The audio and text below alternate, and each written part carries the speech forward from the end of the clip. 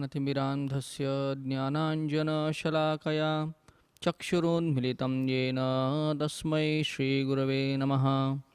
नमः ॐ विष्णुपदाय कृष्णपृष्ठाय भूतले श्रीमते भक्तिवेदान्तस्वामिनिति नामिने। नमस्ते सारस्वते देवे गौरवाणी प्रचारिणे निर्विशेषशून्यवादी पाश्चात्यदेशतारिणे। वाञ्छाकल्पतरुभ्यश्च कृपासिन्धुभ्य एव च पतितानां पावनेभ्यो वैष्णवेभ्यो नमो नमः। जय श्री कृष्ण चैतन्य प्रभु नित्यानंद श्री अद्वैत गदाधर शिवासादि गौर भक्तवृंद। हरे कृष्णा कृष्णा कृष्णा हरे हरे, हरे Ram Ram Ram Hare Hare. Hare Krishna. So I would like to welcome all the audience, the devotees and all the viewers to this Purushottam Mas special. So in this series we are covering 30 dhams in 30 days, and today particularly we are going to discuss or hear or extol the glories of our special dham connected to Shri Ram, and that is Panchavati, Nasik. Now we know that Purushottam is the name of Shri Krishna.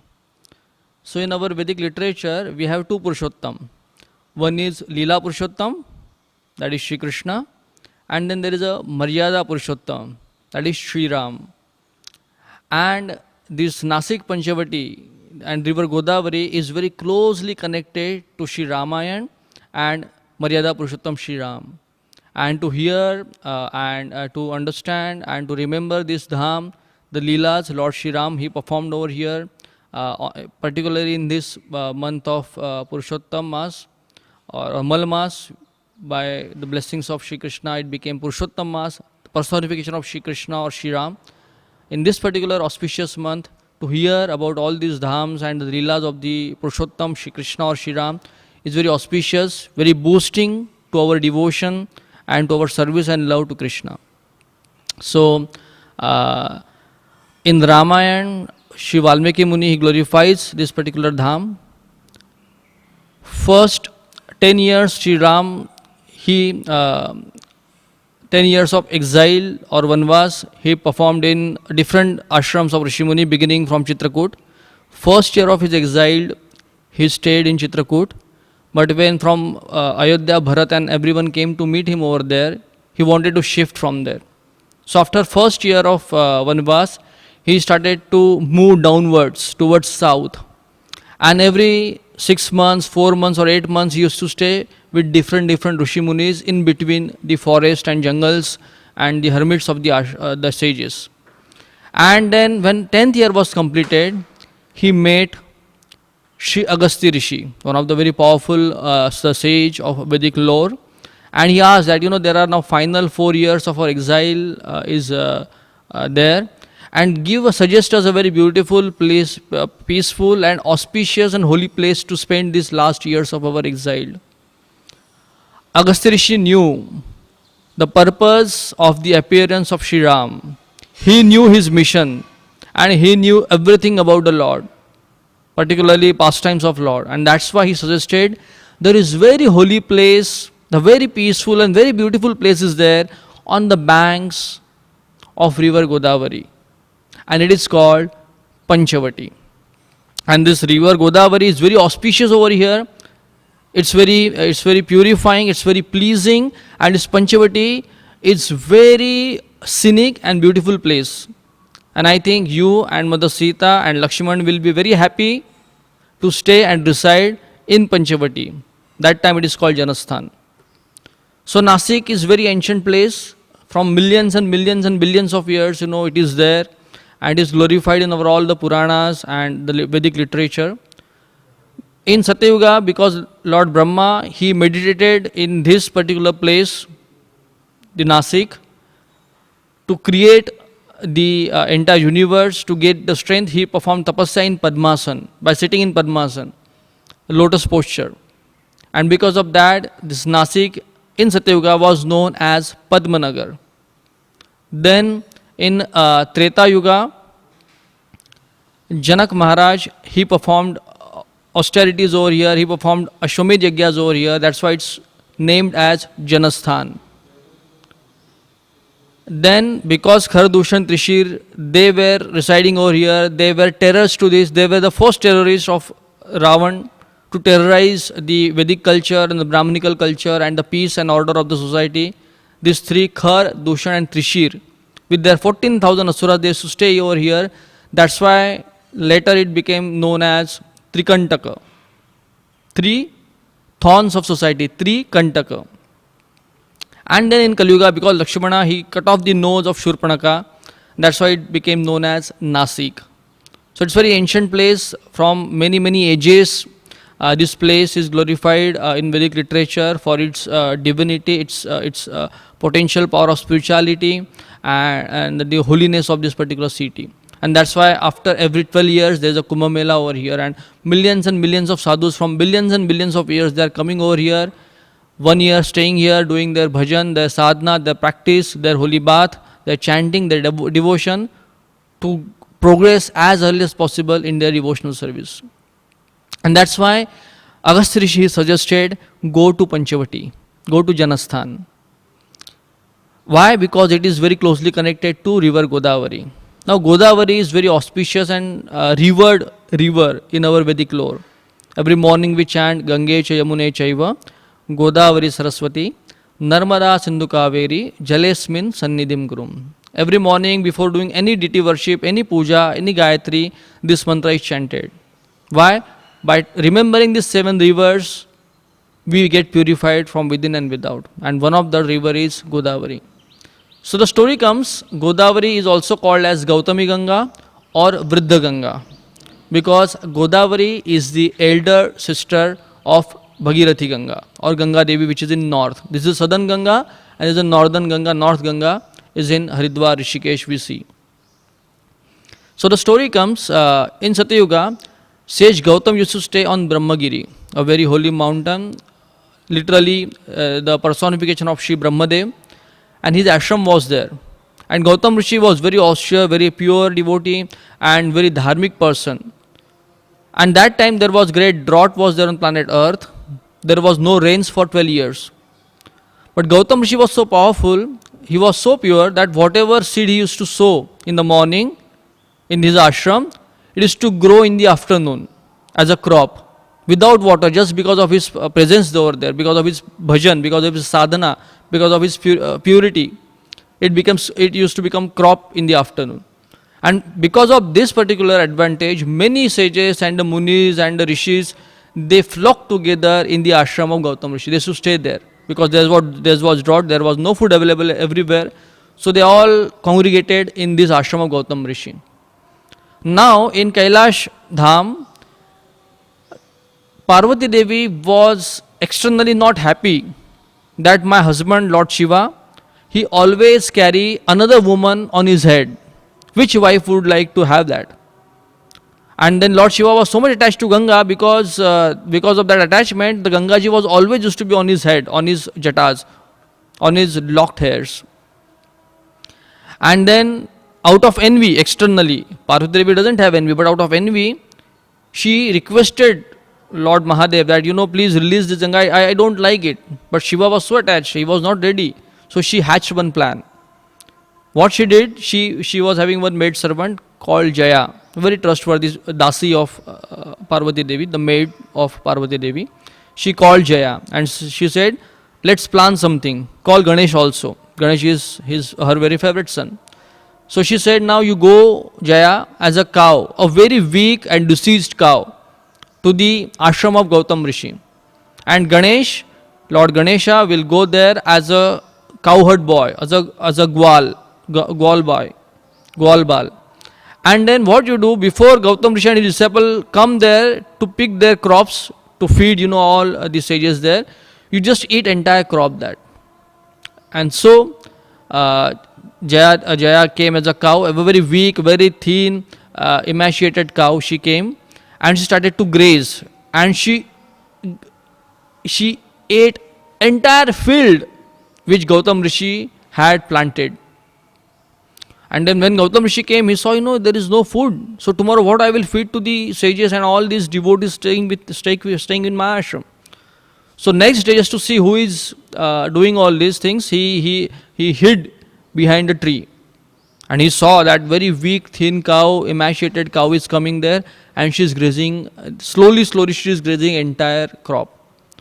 So he was very upset and irritated. So just to chase her away, he had his kusha grass, a very holy and powerful grass every Brahman used to carry. So he has that kusha grass, the bunch of kusha grass, and just to chase away that cow, he just, hut, just go away from here, and he touched that grass to the cow. And as per the plan, that cow left her body there. She died there. And Ganesh, as a cowherd boy, hiding in one place, just waiting for this moment. And as soon as that cow died there, he started to shout very loudly and cry very loudly that Gautam Rishi, you are the sage, you are the Dharma Guru, you are the great teacher of Dharma on this planet Earth, one of the Saptarishis, personification of Dharma, the pure devotee of Lord Shri Hari, and you killed cow, Gohatya, the greatest sin mentioned in our scripture. And Gautam Rishi and all the disciples, they were hiding, they were in shock. How come? Just by touching this kusha grass, that cow died. And because of this commotion, all the sages, they staying with Gautam Rishi, they came to that place and saw that cow has killed there. And that too through the hands of Gautam Rishi, like the spiritual mentor of all the sage community. And then Gautam Rishi said, now this, the Ganesha said, now this place has become impure. Where there is a cow killing is there, that place is as good or worse than hell. On all agreed that yes, wherever cow is tortured, where is, cow is disrespected, what to speak of killing cow. No pious person should stay there. And Gautam Rishi started to cry. And Ganeshji wanted exactly this opportunity. And then he said, but my dear sages, I request you, please, you don't leave this place. Because Gautam Rishi is very pure, unintentionally this has happened. He doesn't want to kill the cow. But there is one remedy by which this place and Gautam Rishi can get purified and this cow can revive again to life. So all the sages said, yes, please suggest. And then, everyone started to give their opinion, suggest, because Ganesh said, no, I know one thing which is surely and assuredly can relieve you from this this Gohatya. And says inside, okay, what is that? He said, if the water of Ganga comes and touch this cow will get revived. If in that water, if Gautam Rishi bathes, he will become again purified like anything. And even this place indeed will become the most pure place on planet Earth because of the presence of Mother Ganga. And everyone unanimously agreed to this proposal. And Gautam Rishi was in shock, he was very sad, he was feeling very guilty. And he said, whatever it takes, please let me know how can Ganga come over here. And then Ganesh said, if you please Lord Shiva, if Lord Shiva is pleased, what is impossible to gain? So perform the austerities, please Lord Shiva, and bring Ganga down over here. And then also says, okay, if Ganga comes over here, this place will become pure, the cow will get again revived back to the life, and Gautam Rishi will become pure, and then we will all stay here and practice dharma over here, spirituality over here, the sadhana, the bhakti over here. And then Gautam Rishi took this task to bring Ganga on planet Earth. So there is a Brahmagiri hill, and there is a place called Gangadwar. So at Gangadwar, Gautam Rishi, he installed 108 Shivlingas. And then day and night and all 12 months a year, he performed a very severe austerity to Lord Shiva, the Mahabhagavat, the Adi Guru. And he prayed intensely, he chanted intensely. And by his intense austerities, Lord Shiva was pleased. And he appeared in front of Gautam Rishi.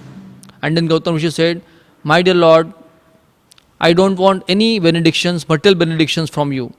But this sin has happened unknowingly, unintentionally from me. Please, if you are pleased with me, revive this cow by giving Ganga, by giving us the charity of Ganga which is staying in your jatas, in your locked hairs. And Lord Shiva said, okay, if that be, I will give. And then according to some local people over here, Gangaji, Lord Shiva ordered Gangaji to come down and purify this place, appear over here. And Ganga was very reluctant for two reasons. The first, she doesn't want to leave the association of Lord Shiva, the Mahabhagavat, the pure devotee of Shri Krishna. And second one, she said that, my appearance over here is just because of the purpose of purifying the sin of Gohatya. Can you imagine, if my birth is for this reason, what will happen in Kali Yuga? In this Satya Yuga, where people are so pure, that to Gautam Rishi, a very pure and alloyed spiritual practitioner, the sage, the Dharma Guru, the devotee of Shri Krishna, if he is going through this Brahma Hatya, and for that you are bringing me over here, can you imagine, Lord Shiva, what will happen in Kali Yuga? Lord Shiva said, don't worry. Your purpose is to purify this world and bring people on the level of purity to practice devotional service to Shri Krishna. That is your whole purpose. And whenever the devotees of Shri Krishna will come, whenever the devotees of Shri Ram will come and they will take bath in you, because of their presence, whatever sins are deposited in you by the millions and millions and millions of fallen souls of this material world, you will become purified immediately. But still Ganga was reluctant, so Lord Shiva became very angry. So he sat on his knees and he dashed his jatas, his matted locked hairs, on the rocks of Brahmagiri. Today also there is a Jata temple is there, where you can see the marks of Jata on the rocks, because Lord Shiva was very angry and he just dashed all his jatas on the rocks. And then Ganga appeared. But she was so reluctant, she disappeared into the lower lands, below earthly planetary systems. And Gautam Rishi was again confused that, I need to take bath also, because as soon as the water touched the grounds and touched the cow revived again. She regained her life again. And that's why here Ganga is called Godavari, the life giver to the cow. That's why it is called Godavari. But she disappeared. After that, the place became purified by that touch. The cow revived back to the life. But Gautam, she wanted to take bath in Mother Ganga. But she went unto the lower planetary system. So by his mantra shakti, by his mystic powers and Kushagras, he created one kunda, one holy pond called Kushavarta, made by Kushagras and by his mantra shakti. And in that, Ganga appeared again. Then he took his bath over there. He relieved from all sadness, all despondency, disappointment, guilt and sins. And again he was effulgent and brilliant like a sun, second sun. But then there was no Gangaji. She went to the lower planetary systems. And then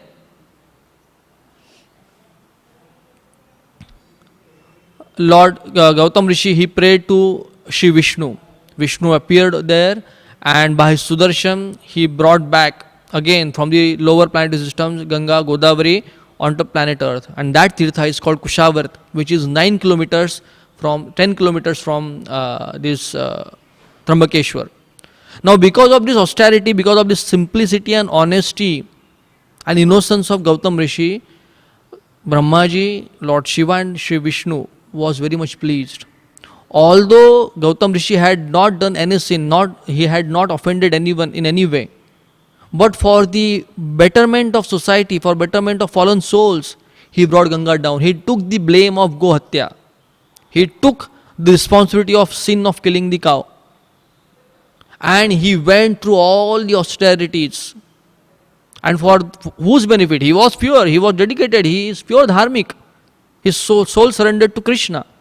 But for the fallen people, for the fallen souls of future generations like us, he did all these penances. And because of this, all these three devatas were very pleased. And these devatas, Brahma, Vishnu and Mahesh, they said, whatever benediction you want, we are very pleased with you, Gautam Rishi. Please ask some benediction. And then Gautam Rishi said, my dear lords, my only request is that now Gangaji is over here. This place has become purified because of her presence over here and because of all the sages and the devotees over here. You three also reside over here. And that's why in this particular place where Godavari originates, Trambakeshwar, this is a Jyotirlinga, one of the Jyotirlinga. There is no linga form of Lord Shiva over here. Here is there is a small ditch, and in that ditch there are three Shilas representing Brahma, Vishnu, and Mahesh. All this trinity is present there. And Gangaji flowing, Godavari flowing underground and bathing them constantly. The water of Godavari is coming from that particular ditch, bathing these three Shilas always. And he said that whoever comes over here, if they take your darshan and if they bathe in this Kushavarta, holy Kushavarta, please remove them from all the sinful reactions and all the ignorance, and please engage them in the devotional service of Sri Radha Krishna. And this is the Godavari river which flows towards Nasik, 30 kilometers from Trambakeshwar. When Lord Chaitanya Mahaprabhu came, why this place is famous for, special for all also devotees? Because Chaitanya Mahaprabhu, when he came to Nasik, he visited Trambakeshwar Mahadev temple. He danced there, he did kirtan over there, he climbed all the way to the top of Brahmagiri mountain, where Jata Mandir is there, the origin of Godavari is there. Then he went to Gangadwar, and then he came down while chanting. Now this temple of Trambakeshwar Mahadev is very beautiful. When Aurangzeb was the ruler over here, the Subedar of Deccan, he destroyed the original temple. But somehow or other, the pujaris of this temple, they saved the Shivlinga, they covered it out by the dirt and the mud and the stone, and somehow or other that survived. And when Maratha rule came over here, when Maratha Empire was established under the leaders of Chhatrapati Shivaji Maharaj, his successor in future generations, Peshwa Nana Sahib, in 1750s he built this beautiful temple for Trambakeshwar Mahadev. And then Ahilyabai Holkar, she constructed the beautiful Kushavart Kund, which is the masterpiece of art in this recent modern history of India. So now that Godavari, and then this Godavari, Lord Shiva has blessed Gautam Rishi, that this Godavari will be so pure that at every step, of every inch of this particular river, there will be holy tirthas inside. And I will always reside on the banks of river Godavari, meditating on the names of Shri Ram. So on the banks of river Godavari, you see everywhere there is Lord Shiva is present. His presence is always there, chanting the names of Lord Shiva, chanting the names of Lord Shri Ram, and meditating on the beautiful form of Shri Sitaram, his Ishtadev. And then that Godavari flows towards Nasik. And particularly at Panchavati, she turns towards south. Now south is the direction of Yamraj, Lord Jama, the Sayyamani Nagari, the Aryama's place, the Yamraja's place. And all we Martya Jivas, those who are mortal beings, they are supposed to go after death to the place of Yamraj. And there, as per our sins and the PT, we get the placement, whichever is the direction directed by the Chitragupta and Lord Yamraj, one of the Mahabhagavatas. And that's why this place has very special potency. Anyone after the death of the deceased, the death, whatever ashesh or the after death rituals are there, if someone performed it on the banks of river Godavari, particularly in Nasik Panchavati, they get liberation from all the sins, and they get a very bright destination from where they can serve and practice their devotional service.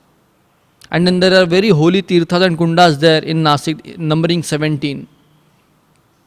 Then this Nasik is also called the Harihar Kshetra.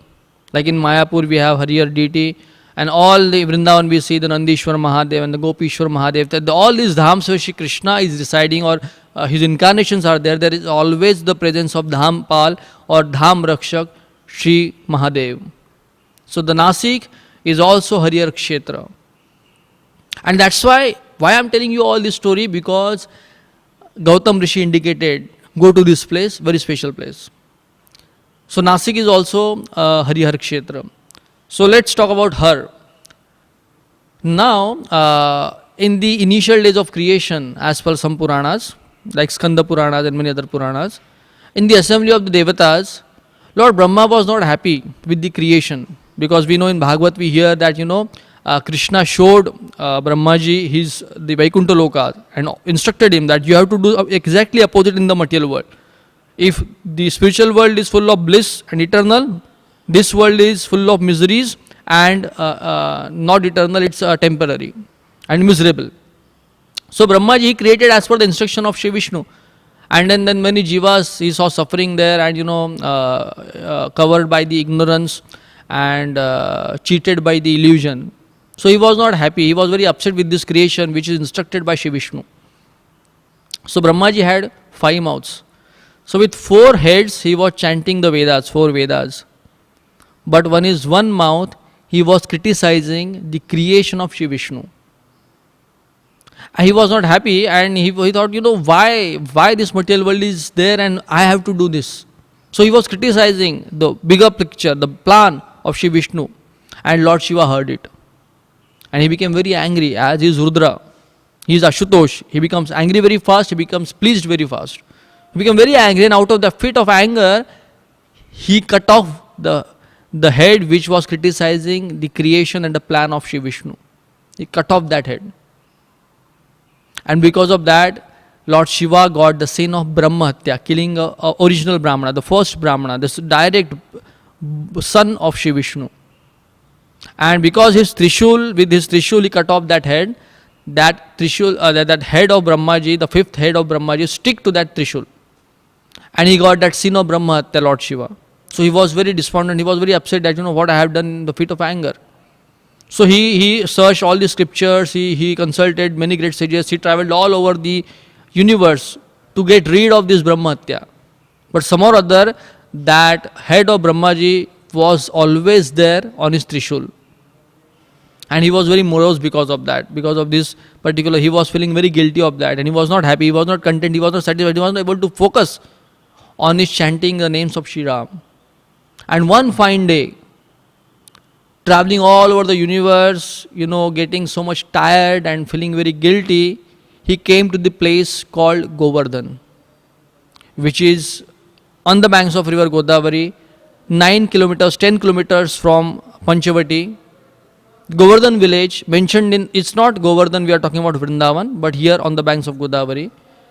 Our Purana says that once upon a time, in initial days of creation, people that time, they disrespected and tortured the cows. So Mother Surabhi, the original mother of all the cows and the bulls, she became very upset. And she took away all the cows and the bulls from planet Earth. Just imagine, there was no single bull, there was no cow. Now we don't see so much about cow and the bull, because we stay in the metropolis, and we have this industrialization and the big cities where to see cow is rare. But when Britishers came over here and when they established their rule in Calcutta, East India Company in Bengal, when they counted, when they were counting the population, they registered the population of cow is more than population of human beings. And this we are talking about 1750s and 60s. So just couple of 100 years back, cow was so much taken care by, and it was so much populated and so much revered, and so much human beings, the Indian society was dependent upon the cow. Can you imagine in the bygone ages like Satyuga? And because bull was disrespected and tortured by the human beings, Mother Surbhi, the mother of entire generation of cow and the bull, she was feeling very sad and very depressed and very disappointed. She took away all the cows and the bulls from planet Earth, and there was completely the shock wave on planet Earth, because Vedic people, they can't imagine the life without cow, the life without bull. And they all went to the Devatas went to Brahmaji, said something has happened and there is no cow, there is no bull, so there is no milk, there is no ghee, there is no curd, there is no nothing, no yagyas and no pujas, no abhishek to the Lord, no service to the deities. Without milk, can't serve. So Brahmaji, he went to Surabhi cow and he requested that, sorry, they have committed some offense, they have tortured the bulls, please give them some punishment, give them some remedies so they can get your blessings and they can bring all the cows and the bulls over here. So at this particular place called Govardhan, all these rishis and devatas combinedly together and the human beings, they performed the great Go Yagya, the fire sacrifice for the pleasure of the cow and for her well-being and protection and respect and honor. And because of that, Mother Surabhi was very pleased, and then she allowed all the cows and all the bulls again populate this planet Earth. and that place is called Govardhan. So Lord Shiva came to this place called Govardhan. Today it is called Anandvalli or Gangapur village. And there was one Goshala was there, so he was resting in the Goshala. So Goshala is always most cherished place for the Vedic people, because cow and Go Seva is the shelter of the Vedic culture. And that's why Krishna is known as Namo Brahmanya Devaya Go Brahmana Hitaya Cha. He is the well-wisher of the cow and the Brahmanas and the culture of Vedas. So he was resting there very much tired and very much disappointed, depressed and lamenting how to get relieved. And in that Goshala, the bull was talking to his cow, his mother.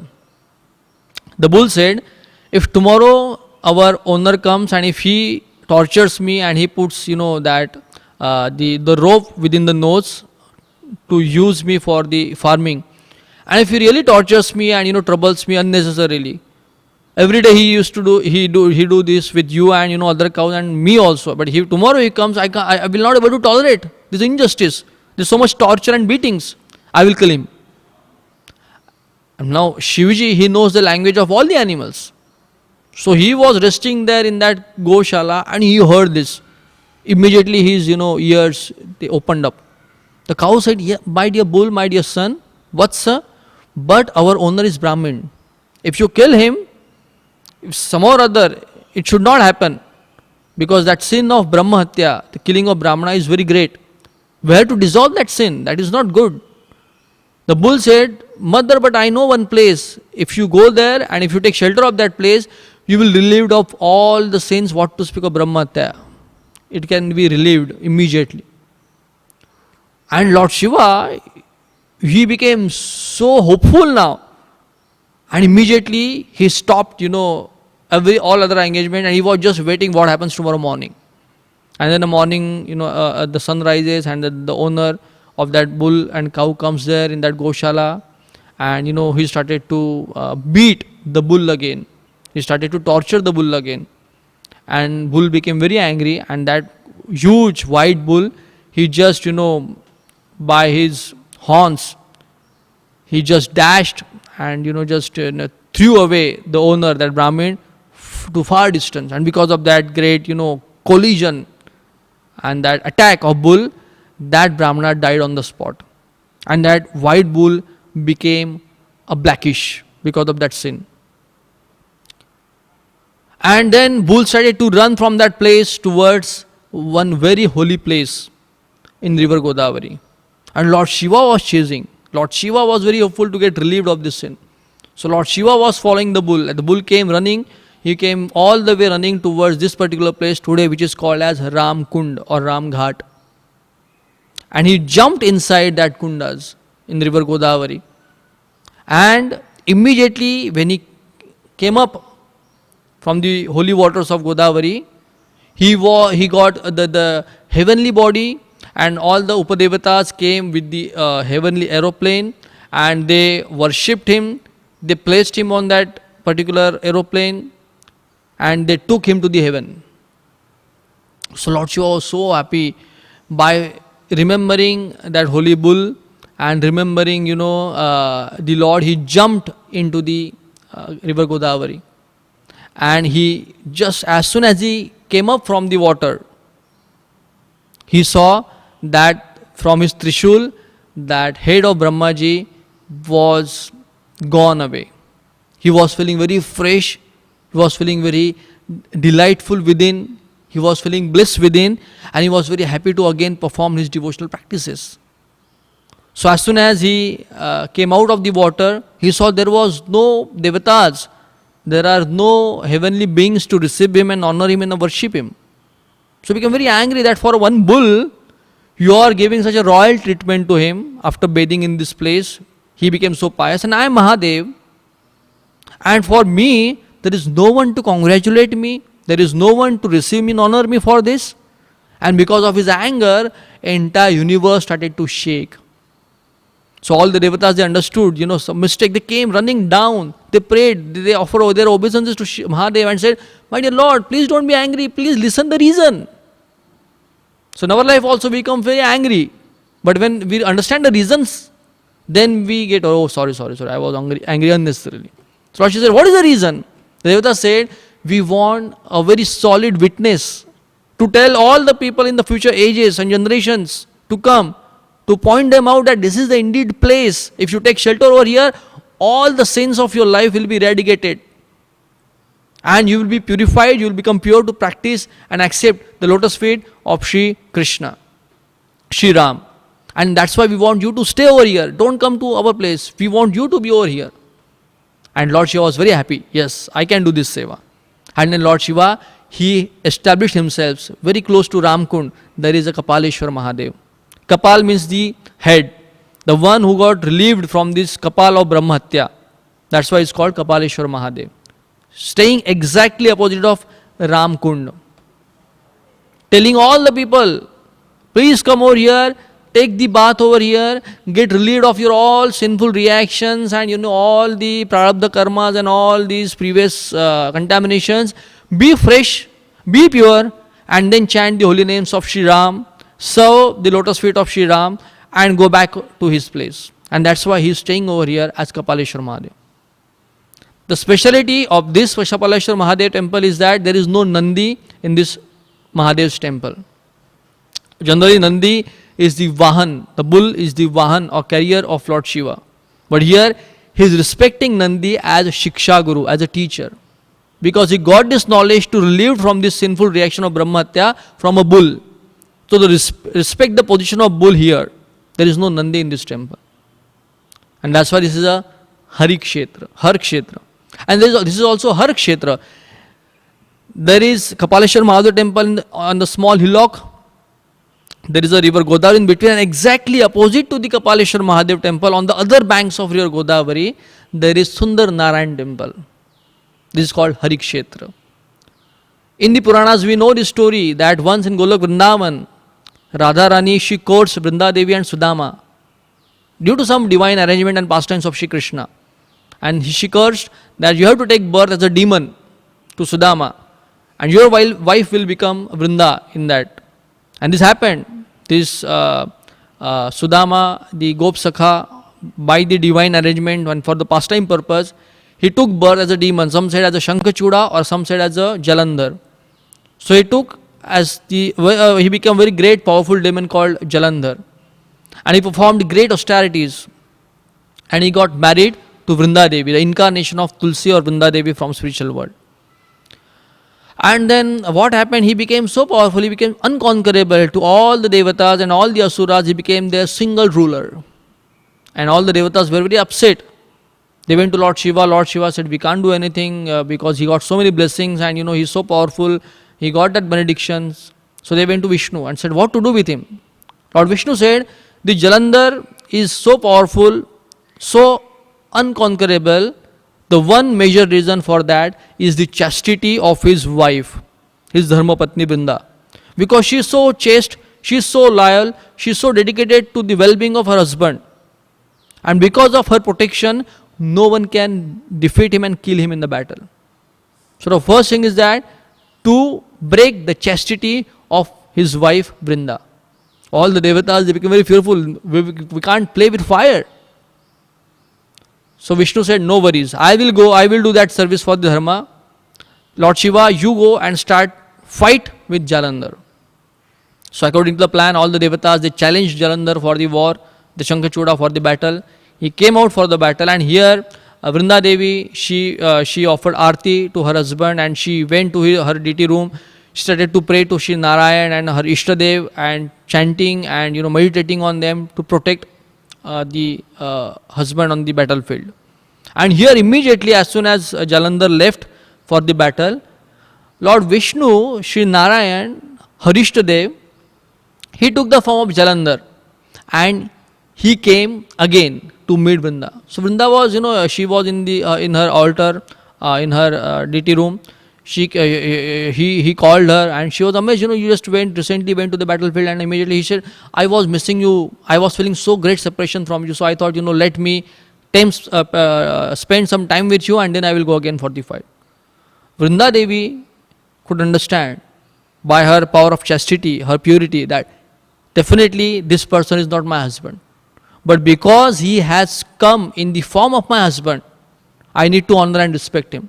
So Vrinda Devi, he kept aside, her all the prayers and the pujas and the meditations and the chantings, and then she started to serve. She fed the Lord Narayan in the form of Jalandhar. And as soon as Lord Vishnu, he touched the body, the hands of Vrinda Devi, her vow of chastity was broken because of the interruption in her meditations and the chantings and services to the Lord, and by the touch of the person other than her husband, on the moral level, on the level of karma kanda. And as soon as that happened, Jalandhar was killed over there in the battle by the hands of Lord Shiva. As soon as Jalandhar was killed there, Vrinda Devi could understand within her heart, intuition, that my husband is definitely killed somewhere. So she became very angry and she said, someone, you, I don't know who you are, but you, because of you, my husband has killed over there. I cursed you. Who are you? I cursed you to become a stone because your heart is a stone heart. And as soon as she pronounced that curse, Lord Narayan, he took his form and he became black stone. And that's why Lord Narayan said, don't worry. As soon as she saw that he is my Ishtadev, Narayan is over here, she was very lamenting that what I have done. But Lord Narayan started to smile and said, don't worry, this is my Leela, this is my pastime. Because what is your original spiritual Swarupa? Lord Narayan revealed to her. And what is the original Swarupa of her husband Jalandhar? That also revealed to her. And then she lamented and Narayan said, don't worry, this will happen, this pastime we have done will liberate and benefit all the conditioned souls of this material world.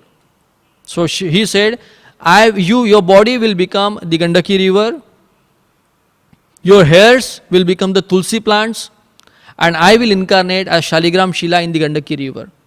Anyone who will worship me with your Tulsi leaves, I will liberate his 7 generations. Shastra says, anywhere Shaligram is worshipped, 2 miles of radius, the entire place becomes purified, and anyone who dies within the radius of 2 miles, that person liberates from all the sinful reaction. That is the potency of Shaligram. And there is no need for installation, there is no need of all the Archa Vigraha Pran Pratishtha. It is self-same manifested Archa Murtis of Sri Narayan, in different forms, Krishna Shila, Ram Shila, Narayan Shila, Narsim Shila, Vaman Shila, Vara Shila, all the Shilas, Matsya Shila, Kurma Shilas, Sudarshan Shila, Garud Shila, everything, all the incarnations of Lord are available in Shaligram Shila. And Vrinda Devi was very pleased by that. And that's why every day we worship Tulsi Devi. They are the manifestation of Vrinda Devi. And then Gandaki Shilas, the Shaligram Shilas, worshipped all over the world. Srila Prabhupada introduced Shaligram worship all over the world. Everywhere they are getting worshipped and getting benefited by this seva. And after that curse, Lord Narayana, he became black like a stone. So he came to river Godavari. There is a called Badrika Tirtha is in Godavari. He took his bath in that particular Tirtha of Godavari, and he again got his original beautiful form of 400 Narayan with the same golden luster. And that's why he is residing over here as a Sundar Narayan. And in that particular temple, there is a Vrinda Devi and there is a Lakshmi Devi as his consorts. And that beautiful temple is also situated on the banks of Godavari in the holy place of Nasik. When Aurangzeb was the ruler of, or you say the Subedar of Deccan, when he was the officer in charge of southern in Mughal Empire, he destroyed 23 temples of Nasik, and one of that was Sundar Narayan temple.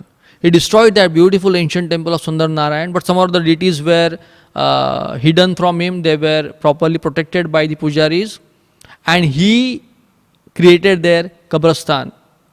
He created their Muslim crematorium. And then again when Peshwas, they started to rule Nasik, they again purified that entire place, and the Yashwant Gangadhar Chandrachud built a very beautiful temple for Sundar Narayan deity, and then that temple is there today with Vrinda Devi and Lakshmi Devi. So this is called Harihar Kshetra. So all these finer details Agastya Rishi suggested to Lord Shri Ram. And so Shri Ram, he came and settled in Panchavati. So Panchavati, why it is called? Today also you can visit that place. There is Panchavati. We say Pandav, Punjab, where 5 rivers is there. It's called Punjab, or Pandav means 5. So Panchavati, 5 Vatavrikshas, the 5 banyan trees are there. So the story comes in other Puranas that Suryadev, Vivaswan, so powerful, so effulgent, so god of fire actually. So his wife Usha Devi was sometime unable to cope up with this haughty nature of her husband. Sometimes happens in our families also. So much effulgence, and so much of fire, and the brilliance of sun. She was unable to cope up with that.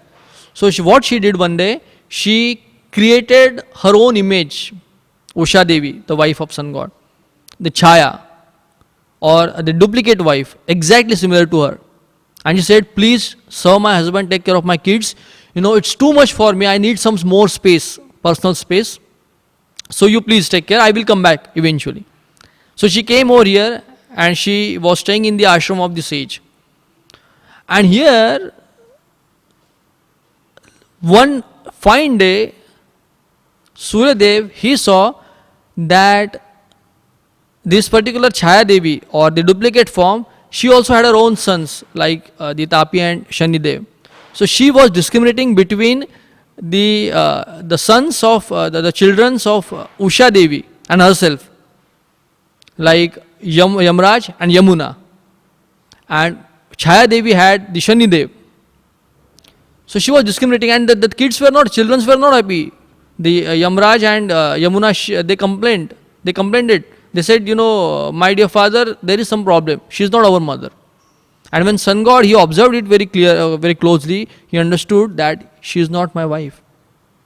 So he by his yogic trance understood that my wife is there in this particular forest of Dandakaranya on the banks of Godavari in the ashram of the sage.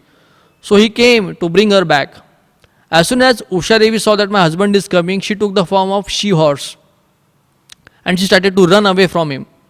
Sun god saw that she is running away. He took the form of horse, male horse, and he started to chase her. And the Gurukulis, 5 Gurukulis who were studying there, they saw this husband-wife dispute, and they started to laugh loudly. Ha ha! What kind of couple they are? So Usha Devi was very angry, and she cursed that because you are laughing, you will become tree. You all 5 will become tree, and all these 5 became the tree, and this is called Panchavati. So Lord Ram, he came over here when he saw the beauty of river Godavari, the beauty of Panchavati and surrounding place, and the holiness and then the spirit and the vibration of this place. He was so happy, he was so elated. He was glorifying this place and this river Godavari like anything to Lakshman and Sita. And then he ordered Lakshman that Lakshman, now we need to reside here for our last years. Built a beautiful Parnakuti. Lakshmanji was more than eager to do any seva for Shri Ram.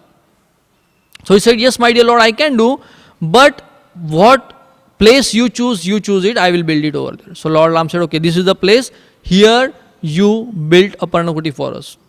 And within a day, by the gifts of the jungles, like the tree trunks and the branches and the twigs and the latas, he constructed a very beautiful Parnakuti, or the hut or cottage on the banks of river Godavari, little bit away from river Godavari.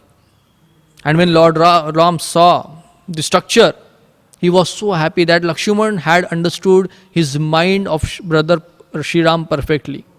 Because Lakshmanji has created such a beautiful Parnakuti that there was a place where every day they could have done their Agnihotra. There was a place where to receive the sages and the saints to come over here, to wash their feet and feed them with the fruits and the roots of the jungles.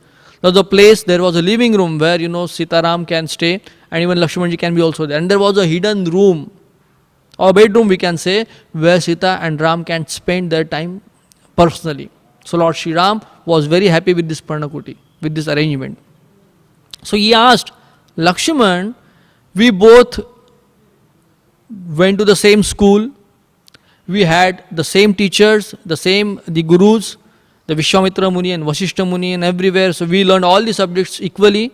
How come you know this civil engineering? How come you know this construction and architect and everything? So Lakshmanji, very shy, smilingly said, my dear Sri Ram, from the childhood this was my dream to build a beautiful palace for you.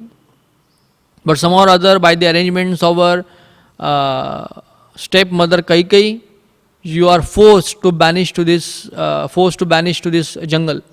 But since childhood, because of this dream, I used to visit all the places in Ayodhya where they used to do construction. Wherever they used to have any construction, I used to go there, I used to sit there, I used to observe, I used to learn, and I used to just watch it properly.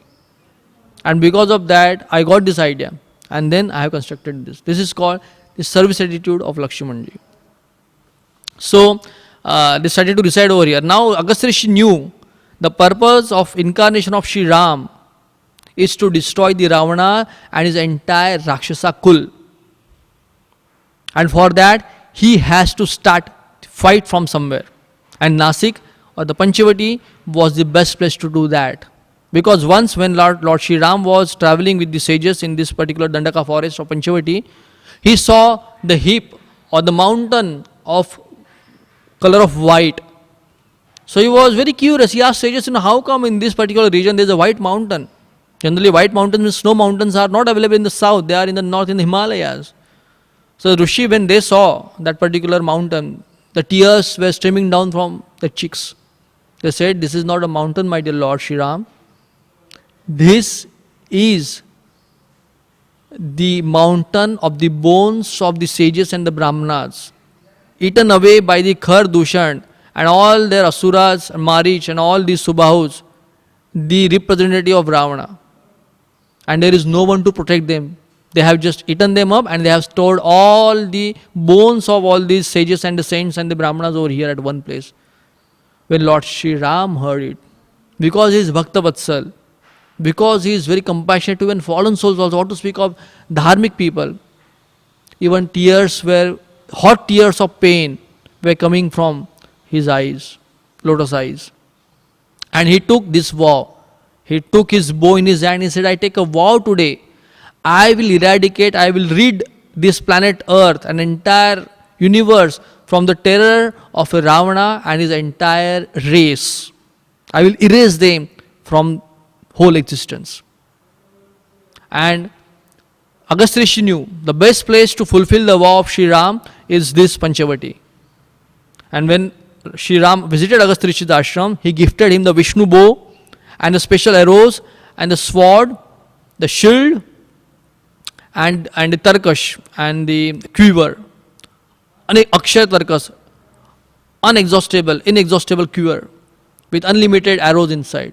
And he said, this is the gift to you from we all sages and the devatas. So Lord Ram could understand the intention behind that. So he was fully prepared because his Trikantaka, Khar, Dushan and Trishir and Shurpanaka with their 14,000 most high trained, high tech and a very deadliest team, they were staying in Janasthan, in this particular place of forest of Panchavati. So one fine day when Sitaram was sitting and Lakshmanji was doing some work from them, Shurpanaka came roaming there. And as soon as Shurpanaka saw the beauty of Sri Ram, she fell, not in love but in lust with Sri Ram. Now today when we visit Nasik, generally it is accepted that there is a place, there is a temple, Sri Kalaram Mandir is here. That is a place of Parnakuti. It is what mentioned. So when she came over here, when she saw the beauty of Sri Ram, she was so attracted. She got so much attracted to the beauty of Sri Ram, she forgot everything. She forgot her position, she forgot everything. She was just fell in love or lust with Sri Ram. And this is the speciality of Sri Ram and Krishna. They are the most charmingly attractive to everyone. So what happened in this particular incarnation, because Sri Ram came as a Maryada Purushottam, he took the vow of Ek Patni Vrat, that he will have only one wife. So he could not give justice to the female devotees. So all the female devotees, they were crying, what sin we have created, because he was a Maryada Purushottam.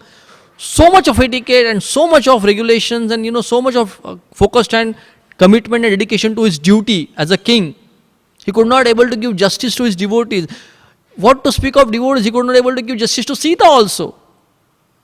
And that's why in next incarnation, he came as Leela Purushottam. No Maryada Purushottam. This time came as Krishna the Leela Purushottam. And he gave all justice to his female devotees. So Shurpanaka and anyone who saw Sri Ram first time in their life, they could not forget that sight, the beautiful form of Sri Ram. When Vishwamitra Muni, he took, the child, the teenagers, Lakshmana and Sri Ram in the forest to kill Trataka. First night when they slept into the jungles and early morning Vishwamitra Muni got up. And as soon as he saw the beautiful form of Sri Ram, age 14 or 15, he was so overwhelmed. And he started to give all the blessings and congratulations and heap hooray to Mother Kausalya, that every day morning Mother Kausalya, she gets this opportunity to see the beautiful form of Sri Ram sleeping. And then he recited this, Kausalya Supraja Rama Purva Sandhya Pravartate. This particular shloka, Vishwamitra Muni, he recited this just by seeing early in the morning before dawn the beauty of Sri Ram. And he was remembering Mother Kausalya, that how fortunate she is. Every day she is seeing this beautiful form, Sri Ram is sleeping. And then here Shurpanaka saw, she fell in lust with Sri Ram. She went, she changed her form.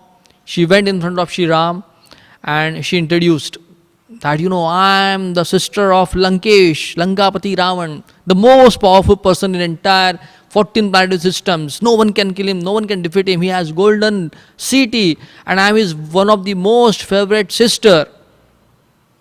You are so beautiful. Let's go for enjoyment. Let's go to honeymoon. This was the first proposal, live in the relationship. She said, let's go to the forest. This entire forest of Dandakaranya is gifted to me by my brother. I rules this and I have, as my bodyguard, my brother Khar and Dushan, Trishir and entire 14,000 Asuras. And I am the most powerful person over here. Let's enjoy together. So Sri Ram, because he is Maryada Purushottam, he is from Ayodhya, so cultured, so divinely, a mannered person, such a refined human being, the best Aryan person if you want to see, the best elevated, cultured person you want to see, it's personification of that culture and that refinedness of human being is Sri Ram. So he said, what to speak with her. He just, pointed out to Lakshman, give her introduction. I don't want to speak with her. So Lakshman said, sorry, my brother is Sri Ram. He's my elder brother. I am his younger brother, Lakshman. He was banished from his kingdom, Ayodhya. He is the prince of Ayodhya. But because of our stepmother, injustices are inflicted upon him. So he is here with wife. He has taken the vow of Ek Patni Vrat. He is married. So he can't accept your proposal. So she was very upset. She was very morose. So Lord Ram, to make fun with her, he said, okay, you don't worry, I am already married to Sita, and because I have taken this vow of having only one wife, but this Lakshman is alone. If you want to try, you can try. Lakshman is also very beautiful, very attractive, and you can take him also. So then she saw Lakshmanji. So Lakshmanji is also so beautiful, so attractive, so charming. The immediately next second incarnation, Baldev, Balramji, no, not other than Sri Ram or Sri Krishna. Only color is golden. So she was attracted to Lakshman then. So tu nahi to koi aur sahi. Let's try Lakshmanji. So she approached Lakshman and said, let's same proposal. Let's go to the jungle. Let's go to the honeymoon. So Lakshman said, I think, this your brother instructed me like this. What is your opinion? Let's go. So Lakshmanji understood, my Sri Ram is, just making joke with her. So he also jokingly said, see, my dear Shurpanaka, you are from so elevated family, you are so beautiful, you are so, powerful. I am the menial servant of my elder brother, Sri Ram. If you become my consort, the problem what will happen, I will accept you. But the thing is that you have to accept the subordinate position to Sita, your Jethani, the wife of my elder brother. And you will become her like maid. So this is not, apt for your position as the sister of Lankesh. Now she became very desperate that Ram is refusing and the Lakshman is refusing, and the only reason is this Sita. So she became all the more angry, and she said, because of this Sita, both of them are rejecting me. So I will finish her off. And then she took her original form. So here this is the only instance in Ramayana. The entire Ramayana is in Karundras. It is a melo of dedication, sacrifice, and commitment and the love. But only one joke, humor is here. When Valmiki Rishi, he compared the beauty of Sri Ram and the appearance of Shurpanaka. Sri Ram, his lotus feet, they are like pinkish, soft, more soft than the buttermilk, the butter. If you have touched the butter is very soft. And the lotus feet of Sri Ram are softer than the butter. Mother Sita used to cry every night because they used to walk the jungles with the bare feet. And every day there used to be some, stones or some pebbles, and then some thorns used to pierce the feet of Sri Ram, lotus feet of Sri Ram. So Mother Sita and Lakshman, they used to cry every day seeing that. And here Shurpanaka, her feet were like a dinosaur. Even the shoe of 15, 17 number can't fit the feet. So, shapeless and, no beauty in that. Sri Ram's waist was like Simhakati, like lion's waist, you see, a very narrow one, V shape. And here Shurpanaka, she was not having the waist, not kamar, but kamra. So this is like a round, huge balloon. Sri Ram, his voice was like rumbling of cloud or the divine sound of conch when it's blown. So deep, so touching, and so pleasing to hear. And Shurpanaka, when she used to speak, it was like 21 gadhas or the donkeys barking, braying at a time together, dhechu, dhechu. Sri Ram's teeth were like the row of the pearls, very white, shiny, and attractive, and scented. And Shurpanaka, her teeth protruding out, and because of eating all kind of flesh and the animals and the human mix in the sage, were smelling like anything, with all the odor and all the flesh and blood dripping from the mouth. Sri Ram's eyes were like lotus petal, reddish, pinkish. And here her eyes were like a frog, round and coming out from the sockets. Sri Ram's hairs were blackish blue, scented and charming and attractive. And here her hairs of coppery red color on a spike cut, raising all towards the sky. But still, in spite of that disparity of the beauty, she was thinking, I am the best match for Sri Ram. This is called the power of lust. Power covers all the logic, all the reasons, and all the sentiments, and all the refined, cultured mannerism. And still Shurpanaka was thinking that I am the best match. What about this Sita? She is the human being, mortal, useless, no shape, no body, nothing. I am the best suit for Sri Ram. And with that anger, she went towards Sita to eat her up there. And then Sri Ram said, I think my dear Lakshman, now we have done enough fun with her. Give her proper punishment. Let she not hurt Mother Sita. And immediately, within a flash of movement, Lakshman took off his sword, cut off her nose, and the nose fell off to the other side of river. And that's why this place named as Nasika or Nasik or Nashik. And the ears were cut off and the nose were cut off of Shurpanaka. All the blood were flowing down from her ears and the nose. She was crying in pain and agony, with insult and the torture of insult. She ran towards her brothers, Khar Dushan. She fell at their feet and said, These human beings, Sri Ram and his brother, they insulted me, they tortured me, they disfigured me. I want revenge immediately.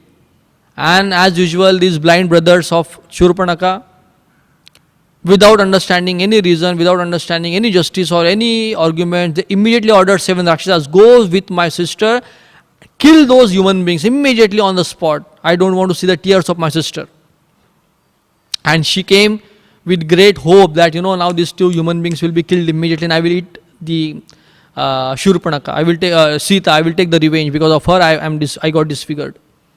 So as soon as Sri Ram saw these 7 Rakshasas are coming with the Shurpanaka, within a flash of moment, with a single arrow, he destroyed all the 7 Rakshasas.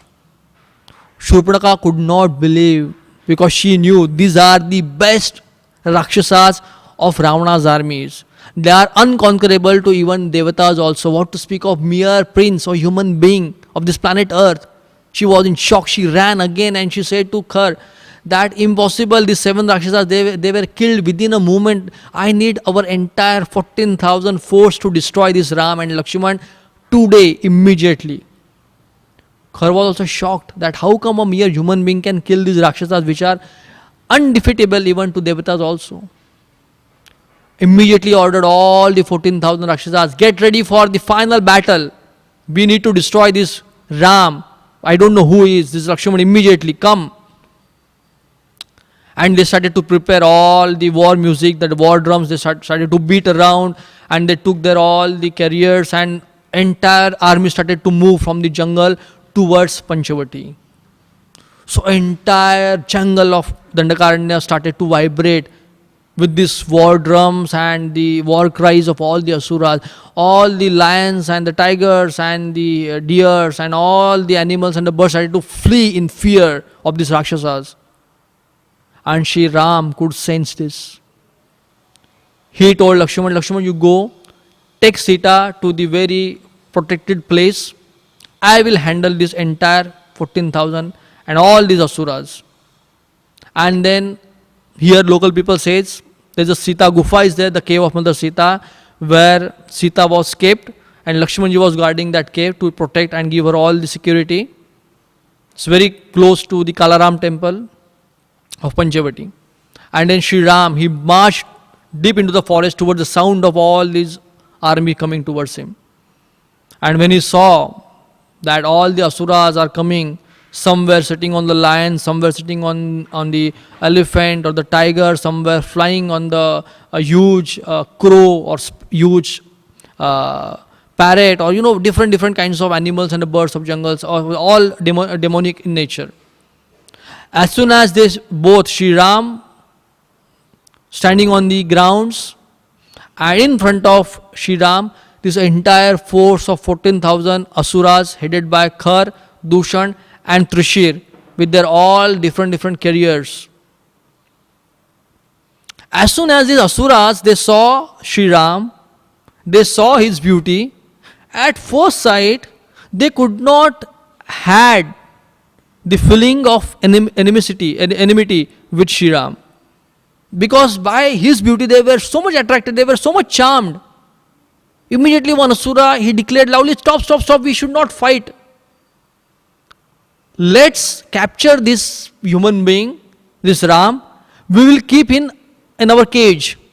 And then every now and then we will see this particular, such a beautiful human being, he will entertain us. He was so much enamored by the beauty of Sri Ram.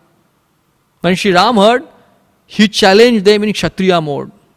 He abused them. You cowards, if you don't want to fight, why you come with all your weapons and all your army here? Get lost if you are fearful of me. And then all they became very angry, and all these 14,000 asuras, they attacked on Sri Ram without any chariot, without any war equipment, with only his bow and arrow alone, standing on earth. He started to fight with entire 14,000 asuras together. Now they attacked. At the time, they shoot all their arrows and the weapons on Sri Ram. And this was the unique battle. This was the outstanding fight between Dharma, single-handedly represented by Sri Ram, against entire 14,000 asuras. So just to see this encounter, all the Rishi Munis and the Devatas and the sages, they were they came on the horizons and on the skies, and they started to watch very intently and praying for protection for Sri Ram. And when this all 14,000 they attacked together, Sri Ram, he was so expert in the art of war because he took birth in the family of warriors, the Suryavamshi warrior. He was dodging their missiles and their weapons and their arrows in such a way that it looks like a dancer, expert Kathak dancer, or you see Bharatanatyam, how the dancer dances on the stage. You can't even see the feet of that person, so fast in his dance moves. Sri Ram was dodging their missiles and weapons like that. Not staying at one place, just moving around and around in a circle and missing, they're all the weapons. And at the same time, he was taking his arrow, putting it on a bow and shooting them. It was so fast that no one could able to see when he takes his arrow and when he, place it on his bow and when that arrow is shot towards the asuras. They could only see the circle, just like you see the agarbatti or the incense stick. If you make it, move it very fast, you just see the circle. Fiery circle or reddish circle, like that. Only they could see the circle.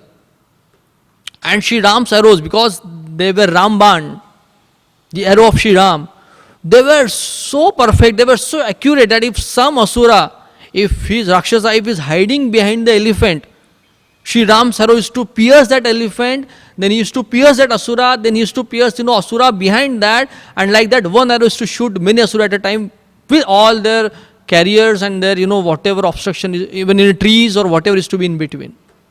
And like that, Sri Ram single-handedly, within one muhurta, it is said, within 45 minutes, Sri Ram destroyed entire 14,000 asuras on this place called Panchavati, Nasik. And all the devatas were so happy, all the sages, they started to shower flowers on Sri Ram. And then Sri Ram came back. Shurpanaka escaped and Akampan escaped. These two people escaped from this carnage. And they went to Lanka and they instigate enmity against Sri Ram in the heart of Ravana. But Ravana wasn't happy. Then Shurpanaka, she took her final weapon. She aroused the lust within the heart of Ravana towards Sita. And then he came to stole Sita over here. So all these pastimes took place in this holy place. So he instructed Maricha that Maricha, you go in the form of golden deer, take away Lakshmana and Sri Ram away in the forest, then I will kidnap Sita. And that way Sita came, the Marich came in the form of golden deer. Lakshmana tried to save. He said, my dear Lord, there is no golden deer. We are living in the forest from last 12 years. But there is no this kind of deer we have saw in any forest.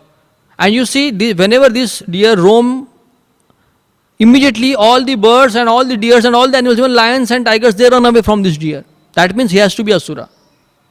So Ram said, Sita has asked something from me, I have to give her. If she wants that deer to carry back towards Ayodhya, I need to. And if he is Asura, then I will kill him. You just take care of Sita, I will go. And then this Maricha took away Sri Ram deep into the forest. And when Sri Ram realized that, definitely this is not a deer, because he as a Kshatriya, he used to know the hunting. And he knew that he is not a deer. And lastly, he took his arrow, and when he shot that arrow, and the Maricha, he killed, that arrow pierced his body. And some say that place is called Nandur Madhyameshwar on the banks of Godavari, around 45 kilometers from Nasik. There, Marich, he died there. So, as per the plan of Ravana, before his death, he cried in the voice of Sri Ram, Hey Lakshman, hey Sita, please help me, protect me. And then he died. And this sound heard by Mother Sita in Parnakuti. And Lakshman was undisturbed. He knew, this might be the trick of the Asuras to take revenge, because this much, carnage, this much of destructions we have done of Rakshasas. But Sita started to cry. Sita said, you go immediately, help Sri Ram, your elder brother, he is in danger. Lakshmanji very relaxedly said, no one can harm Sri Ram, he is so powerful, he is so perfect. Even if entire Asuras and Devatas come together, they can't, do any harm to Sri Ram. He can single-handedly handle, entire creation. What to speak of, this Ravan and small demons here and there. But out of anxiety and love for Sri Ram, Mother Sita, she started to accuse Lakshman. She said, Lakshman, I know why now you are here with us. You are just waiting when your elder brother will die and then you will pounce upon me. But I will not allow you to even touch me, what to speak of any other thing. I will commit suicide if you don't go. And because of these words of Mother Sita, hot tears started to flow from the eyes of Lakshman. Now 14 years Sri Lakshman he served, what to speak of whole life was for the service of Sri Ram and Mother Sita. When he went to Sumitra, his mother, before living with Sitaram for the Vanvas, exile, before even speaking anything, Sumitra Devi said, you are going now? You are going? Please go as early as possible. For you, Lakshman, Sri Ram is Dashrath and Sita is Sumitra and the jungle is your Ayodhya. Go, my blessings are there with you. Go immediately. And Lakshmanji left. He was newly married. His wife was there. But still, he said Urmila was there. But he said, no, I will go for the service of Sita and Ram. And whole Vanvaskal, entire years of exile, bringing all the firewood and bringing, water and the roots and the fruits and the flowers for the worship. Everything he was doing, everything with all the love, all the devotion, he was serving Sitaram. And what was the remuneration? What was the reciprocation? That Sita is doubting his character. That was the worst thing someone can do. That's why Lakshmanji is Adi Guru. What reward he got from his service? The doubt on his characters, on his intentions. He was so hurt. With tears in his eyes, with pain in his heart, he went towards jungle to help Sri Ram. Sri Ram understood that this has to be some plan. That's why he shouted in my voice. He started with great anxiety, he started to run towards the Parnakuti. And in the forest in between, they both met each other. As soon as Sri Ram saw Lakshmanji alone in the forest and he thought of Sita alone there in the Parnakuti, he became all the more angry and started to chastise Lakshman. Lakshman, I told you, why you are alone here in the jungle? Sita is there alone in the Parnakuti. And then Lakshman narrated, what happened, what she spoke. After hearing this, due to anxiety for Sita Devi, Sri Ram became all the more angry. She don't have brain. She is not intelligent. You are not intelligent. You don't have your brain. Out of emotions and sentiments, she spoke like this. And you took it seriously and you went over, you came over here. Where is your intelligence, Lakshman? And here, his elder brother, for him, elder brother is life and soul, he is doubting his competence. But still, Lakshmanji never took it as offense. He understood that out of love for Sri Ram, Sita spoke these words which should not be spoken. And out of love for Sita and anxiety for Sita, Sri Ram is speaking in this way. The intention is not that. It's out of anxiety. So he was balanced. It was painful for him, but still he continued his service with all the love, gratitude and devotion as before. In the entire Ramayana, we will never see Lakshmanji, reminding, what kind of words you spoke against me.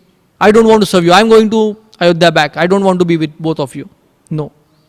He is Adi Guru. He is Sevak Bhagwan, Supreme Personality of Servitude.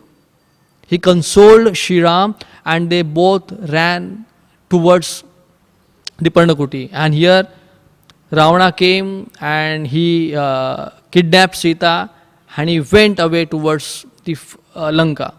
And when Sri Ram saw that there is no Sita over here, he started to cry. He asked Lakshmanji, let's search. So they went to all the places where they used to pick flowers, they used to bring fruits from the trees or the gardens. They used to go, they went to the Godavari, see if Sita is bringing water. They searched Sita everywhere where they used to spend time together. And when Ram saw Sita nowhere, he started to cry. He was in so much pain. He was in so much of separation. of love for Sita, he started to speak like a madman. He started asking about Mother Sita to animals, birds, the trees, the forest, and even river Godavari. And he was falling unconscious. He was again getting up and asking about Sita, crying for Sita, again falling unconscious for Mother Sita. This is the beginning of love of separation which Sri Ram started testing. And then further we see it in Krishna Lila, and the epitome of that in Gaur Lila. And that love he exhibited for his consort, his devotee, Mother Sita, Shri Sita, he started here in Panchavati. And then deer started to look towards south, and all the way Lakshmanji was consoling, Lakshmanji was giving all the counseling to Shri Ram that don't worry, we will make entire universe, search like anything, we will bring back Sita, don't worry, I am with you, you are the most powerful human being, you have all the knowledge and you are the Dharma personified, nothing bad can happen to you, we will protect Dharma, we will protect Sita. He was all the way giving all the counseling and all the comforting words to Shri Ram, and Shri Ram was beyond any counseling. And then they turned towards south and they started to see where Mother Sita's footprints or something has to be there, some evidence of where Mother Sita could have gone. And that's why Nasik, in Tapovan, where Shurpanaka's nose was cut down, there's a temple of Lakshmanji. He is alone here. He is the Adi Guru. He is the first servant of Shri Ram or Shri Krishna. And he teaches us how to serve. All the spiritual masters are the representative of Lakshman. They are all supreme personality of servitude. And they teach us in all the good times or the bad times, or the rewards or the punishments, the pains or the pleasures, every time our only duty, the duty of the soul, is to serve our Sitaram or Radhesham. And that's why in Tapovan, there is the temple called Lakshmanji, where he cut off the nose of Shurpanaka. And then from Nasik towards Mumbai, 40-45 kilometers is a place called Taked. When Shri Ram came over there, he saw that there is, the blood everywhere, and the chariots and the horses all were killed there. The battle scene was there, and he saw that some huge bird full of blood lying in the pool of blood. As soon as that saw, Shri Ram said, definitely Lakshmana, I can understand that the two Asuras, they have fought for Sita. They wanted to eat Sita, but because of these two Asuras, they fought together, and this has to be that Asura who was killed by the other Asura. And immediately he took his bow and arrow and he wanted to destroy that Asura. But when they came closer, they heard the name Ram, Ram, Ram. Immediately Lakshman understood that, my dear Shri Ram, he is not Asura, he is Jatayu, the friend of our father Dashrath. So immediately Shri Ram, he threw away his bow and arrow. Lakshmanji, they ran towards Jatayu. They took the head of Jatayu in his lap. And Shri Ram asked, what happened Jatayu, where is Sita? And then Jatayu narrated that when I was resting on this tree, he was an old vulture, 80,000 years old. He saw that in the sky, the plane was going off, and one lady, she was crying, Shri Ram, Shri Ram. And when I saw that she is Sita, crying for you, and when Sita saw that Jatayu myself is here, she said, Jatayu, you please give this message to Shri Ram, that this demon Ravana is taking me towards south. Please give me my message. You don't fight because you are so old. But Jatayu said, I could not resist that. How come the energy, the personal internal potency of Shri Ram, Mother Sita, is kidnapped by Ravan, taken away by Ravan. I can't bear that. So I charged up against the Ravana. I challenged him for the fight, for the duel. And then Ravana and I fought intensely. I tried my level best. I tore off all his hands. I scratched, all his back with my beak and, with my jaws and my nails. I tried my all the levels, but because I was so old, I was not having any weapon. At the end, he cut off my both wings. He cut my body in two pieces, and I am lying here on the deathbed, just waiting for you, Shri Ram, to give you the message of Sita. That Sita is kidnapped by Ravana and taken towards the southern direction. Jatayu was vomiting the warm blood from his mouth. a final breeze he was counting, and Sri Ram was getting all the pain that my dear Jatayu, for my sake, he sacrificed his entire life. He died and is dying. And Sri Ram, when he was so moved by the devotional service of Jatayu, he could not able to resist his supremacy. In entire Ramayana, Sri Ram is never portrayed as the supreme personality of Godhead, the Swarat, the independent Godhead. But here he could not resist. He could not resist his supremacy. He, as soon as Jatayu was about to die, he proclaimed, taking Jatayu in his lap, that Jatayu, you have done such immense service to me. I don't have anything to reciprocate, but I assure you, I guarantee you, that after your death, I will give you the eternal planets. I will give you a very special place you in my eternal abode. And here only in entire Ramayana you can see that Sri Ram could not able to hide his divinity. Otherwise everywhere he is portrayed as a human being. And Jatayu died in the laps of Sri Ram, looking at Sri Ram and chanting the names of Sri Ram. And Sri Ram personally, with his own hands, with Lakshman, he did all the after death rituals for Jatayu at Taked, Sarvatirtha Taked, the place 45 kilometers from Nasik.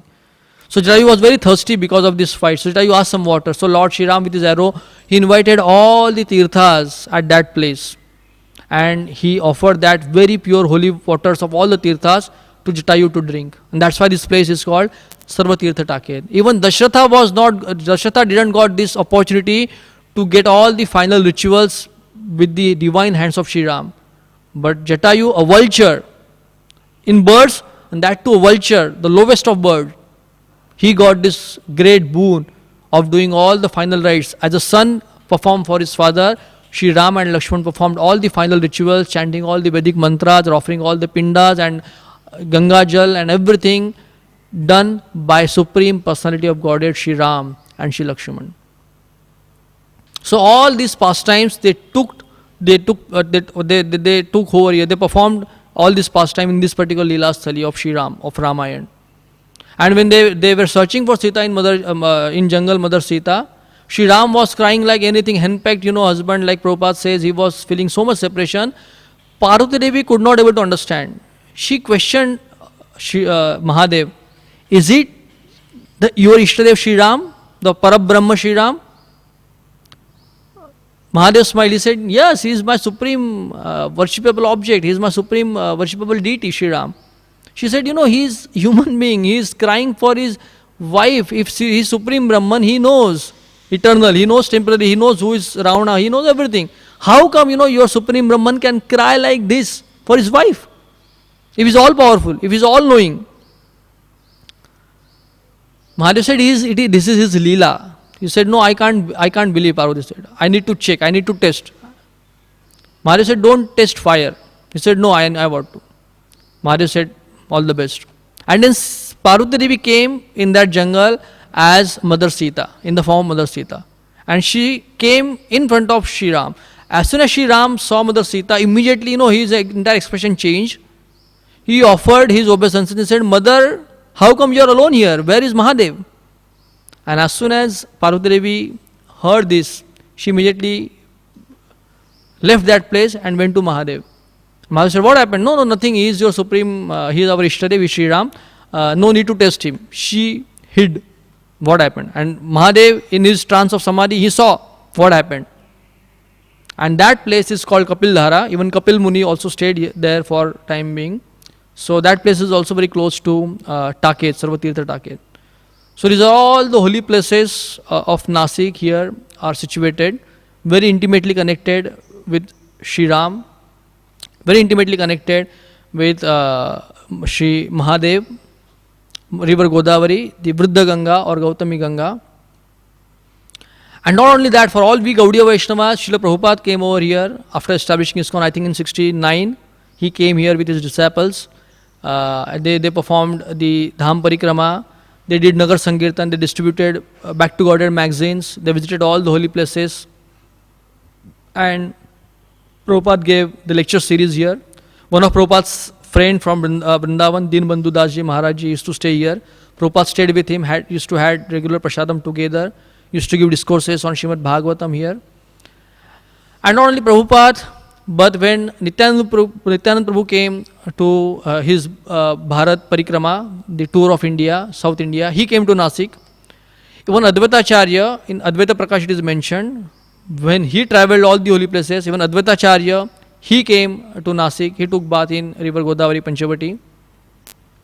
And Chaitanya Mahaprabhu, after visiting all the South India, towards back to Jagannath Puri, he stayed in Nasik. He did Nagar Kirtan over here, he chanted the holy names, he took bath in river Godavari, and there was a small hillock was there. He dried his Uttariya Vastra, the sannyas cloth there, chanting the names of Shri Krishna, and then he went towards Jagannath Puri. So we are very fortunate to have such a holy places to visit.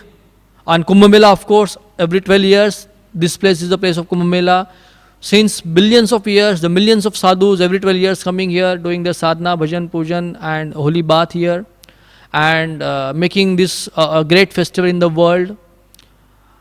And the Amrut appears, the nectar appears after every 12 years when Guru enters in Simha Rashi, and the Kumbh Mela is conducted over here. So in this Purushottam Mas, now because of the lockdown, we can't visit all these holy places. But at least by hearing the Katha and by remembering the places and the Leelas of these places, we actually enters into that place and the Leela. And by that we get purified. And we are so grateful to Srila Prabhupada.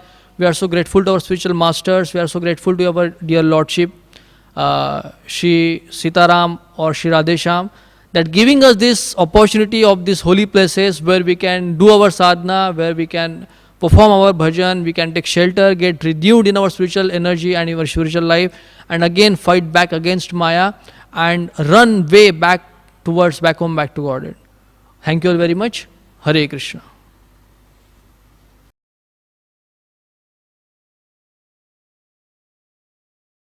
RG Media YouTube channel. Like, share, subscribe.